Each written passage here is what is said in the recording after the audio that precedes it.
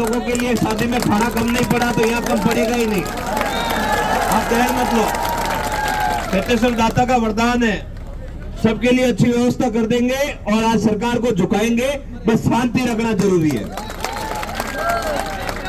और हम सभी लोग यहाँ कोई राजनीतिक रैली में नहीं आए हैं, हम सभी लोग किसी नेता को समर्थन देने नहीं आए हैं, हम सभी लोग हमारा हक लेने आए हैं। क्या आप अपना हक लेने के लिए तैयार हैं? अभी तहसीलदार जी हमारे बीच में आए थे, बता रहे थे कि भैया हम आपकी विभागवार वार्ता करवाने के लिए तैयार है। भैया ये विभाग यही बैठे थे, ये लोग यही थे, ये किसान के पुत्र यही थे, वार्ता करवा लेते। हम किसान के बेटों को 20-30 हजार रुपए के नीचे क्यों डाला? यहाँ आते ही नहीं हम लोग। भाई जब वार्ता हो जाती, जब बात हो जाती तो हमें यहाँ आना पड़ता क्या? नहीं आना पड़ता।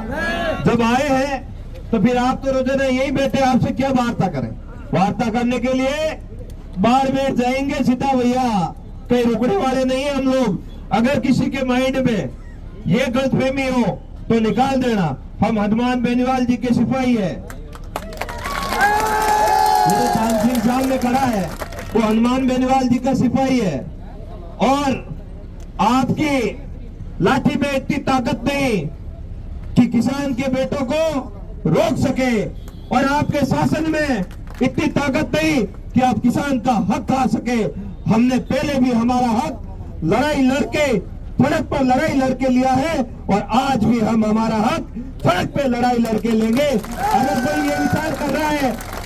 अगर कोई ये विचार कर रहा है कि ये लोग आए ज्ञापन देके चले जाएंगे, भैया ये पद से देने का काम हमारा नहीं है। ऐसे कागजों को आप कहीं दूसरी जगह डाल देना। दूसरी का मतलब आप समझ गए?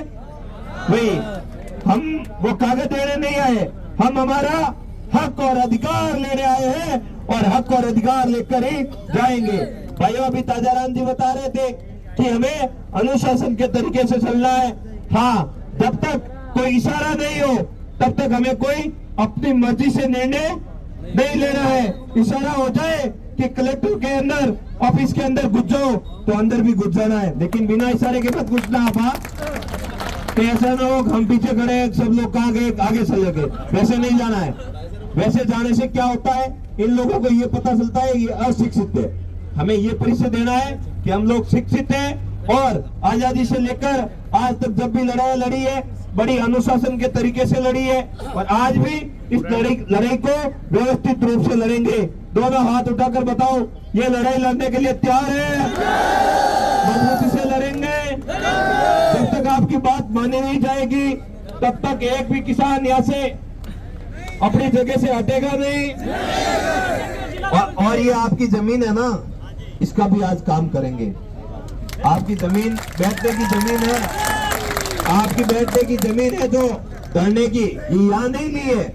ये बालोतरा में भी जमीन खा गए ऐसी, ये बाड़मेर में भी खा गए, जहाँ आम जन और किसान के बेटे अपने हक और आवाज को बुलंद करने के लिए जो जगह थी उस जगह पर, हर जगह पर इन्होंने कब्जा किया है। और भाइयों एक छोटी सी बात बता दूं आपको, ये सुअर जो है ताजाराम जी, ये सुअर जो है ईस्ट इंडिया कंपनी वालों की तरह एक नई चाल है धना सेठों की।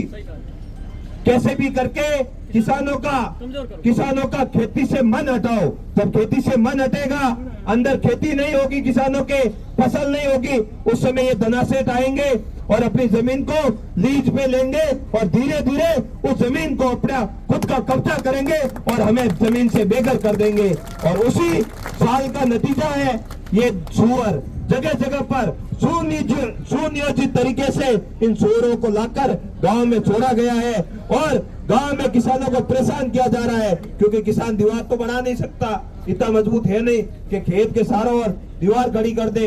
तारबंदी बनाए तो नीचे से निकल जाते, और बड़ा खर्चा किसान कहाँ से करे। उस स्थिति में किसान खेती करना छोड़ रहा है, खेती से मोह भंग हो रहा है। तब ये लोग ताक में रहते। हर गांव में अंग्रेजों के जमाने में भी 5-7 तरह तरह के गुलाम लोग थे, जो लोग उनको अपनी अंदर की बातें बताते थे। और यहाँ पर भी कई ऐसे लोग हैं जो हमारे अंदर की बातें बताकर ऐसे काम कर रहे हैं। ये सुअर एक सुनियोजित तरीके से चाल है। मैं समय आने पर उसका भी आपके सामने खुलासा करूंगा। कौन बड़े बड़े धनासेठ है जो सरकार के मंत्रियों के इशारे पर ये यहाँ लाकर छोड़ रहे हैं। अभी बाड़मेर की ओर निकलेंगे और मजबूती से अभी हम लोग बाड़मेर की ओर निकलेंगे, एक एक करके व्यवस्थित लाइन बनाकर आगे कोई ट्रैक्टर नहीं निकालेगा, एक के पीछे एक। और जैसे भी आज हमें फोटो सेशन रील्स की कोई आवश्यकता नहीं है। आज हक और अधिकार के लिए शांति से अनुशासन तरीके से हमें चलना है। अभी आगे जैसे भाई साहब हमारे यहाँ के जो किसान के बेटे हैं वो निर्देश देंगे, उस अनुसार आगे निकलेंगे। धन्यवाद।